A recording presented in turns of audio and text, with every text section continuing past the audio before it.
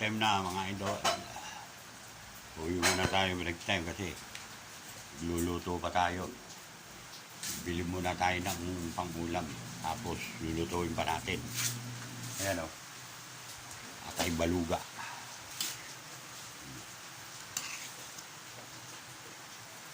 Wala eh.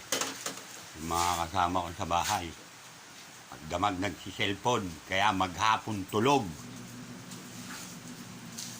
Wala nang magawa sa bahay. Hindi na makatulong sa mga gawain.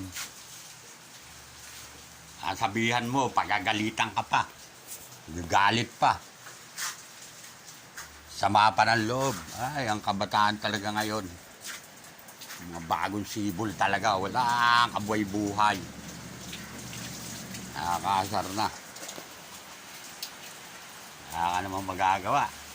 Kasi, problema lang yan pag nagalit ka.